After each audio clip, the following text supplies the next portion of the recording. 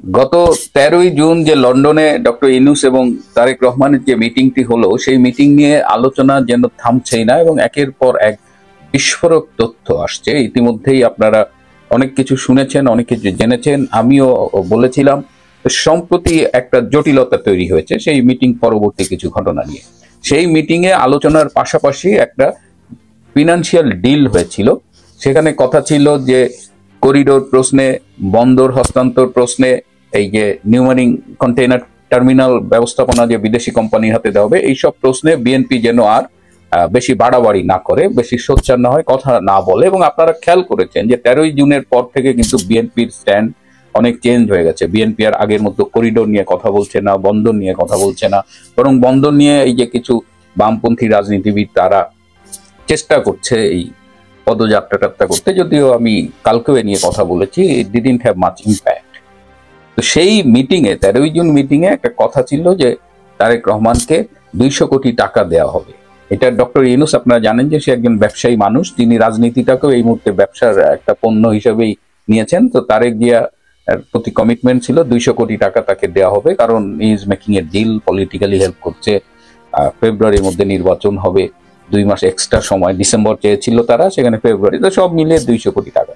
এবং ডক্টর ইউনূস এক কথার মানুষ, তিনি বাংলাদেশ থেকে ফিরে আসছেন এবং বাংলাদেশ থেকে একজন ব্যবসায়ী 200 কোটি টাকা লন্ডনে পাঠিয়ে দিয়েছেন। তো ইট ওয়াজ এ সিক্রেট ডিল। এই ডিলটার কথা কিন্তু আমাদের কাছে আসেনি, আমি যখন এর আগে বলেছিলাম, কিন্তু পরবর্তীতে দেখলাম যে এটা এখন সবাই জানে। তো এই কারণে তারেক রহমান সম্প্রতি ডক্টর ইউনূসের সাথে ফোনে কথা বলেছেন 3-4 দিন আগে, এবং তিনি প্রচন্ড ক্ষুব্ধ হয়েছেন যে এই যে ডিলিংস, এই যে 200 কোটি টাকা পাঠানোর এই তথ্যটা কিভাবে ফাঁস হলো। এবং তারেক রহমান মনে করেন যে ইউনূস সেন্টার থেকে সুপরিকল্পিতভাবে এই তথ্যটা লিক করা হয়েছে এবং এর মাধ্যমে তারেক রহমানকে বিতর্কিত করার একটা প্রয়াস।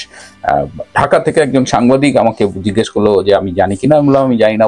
বলেন কি আপনি, এটা তো পানের দোকানের লোকজন এখন জানে, মানে এইটা এত ওপেন সিক্রেট হয়ে গেছে। যাই হোক, আমি একটু দেরিতে জেনেছি।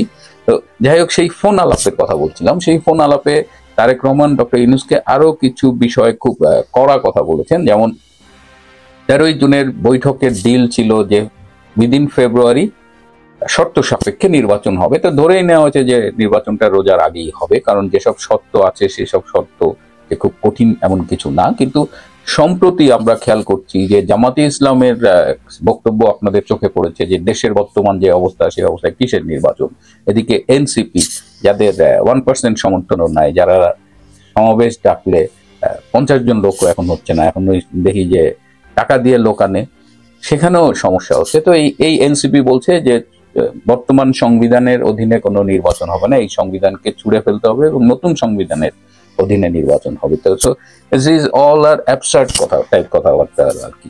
যে এগুলো মানে কি, এগুলো কেন বলা হচ্ছে? এগুলো বলা হচ্ছে যাতে নির্বাচন প্রক্রিয়াটা দীর্ঘায়িত করা হয়, জটিল করা হয়। যেমন জামাতে ইসলাম আসলে কি মিন করছে যে সে এখন যে অবস্থায় নির্বাচন হবে না, তার মানে জামাতে ইসলাম চাচ্ছে যে যত দেরি করা যায়। কারণ জামাত স্বাধীনতার পরে এই বর্তমানে যে ক্ষমতা উপভোগ করছে, নির্বাচিত না হয়েও বা ক্ষমতা ডিরেক্ট কোনো কিছু না হয়েও তারা যেভাবে ক্ষমতা উপভোগ করছে, তারা ইসলামী ব্যাংকগুলো দখল করেছে, তাদের সরকারের সব ইম্পর্টেন্ট জায়গাগুলোতে তাদের লোক বসিয়েছে। তো জামাত মনে করছে যে এভাবে যদি পরের ঘরে বন্দুক রেখে গুলি করা যায় সমস্যা কি, কিন্তু দেশের কি এমন অবস্থা, এটা কিন্তু তারা ক্লিয়ার করে বলেনি যে মানে এই অবস্থায় নির্বাচন করা যাবে না। আর এনসিপির কথা কি বলবো, এই যে 2-3 দিন আগে জুলাই মাসে তারা ওই যে বঙ্গভবন, 3রা জুলাই তারা যে বঙ্গভবনে যাবে, রাষ্ট্রপতিকে ছুড়ে ফেলে দেবে, হ্যাঁ, এইসবের জন্য তারা সমাবেশ ডাকছিল একটা।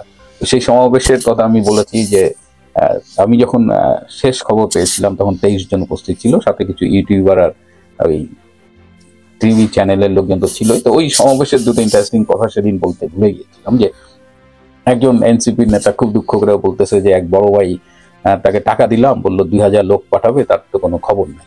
আর এদিকে মোহাম্মদপুরের বেহারিপট্টিতে তাদেরও লোক আসার কথা ছিল, তারাও আসে নাই। মানে এখন এনসিপি এখন ভাড়ায়ও লোক পাচ্ছে না, মানে এনসিপির এইরকম একটা অবস্থা যে ভাড়ায়ও তারা লোক পাচ্ছে না।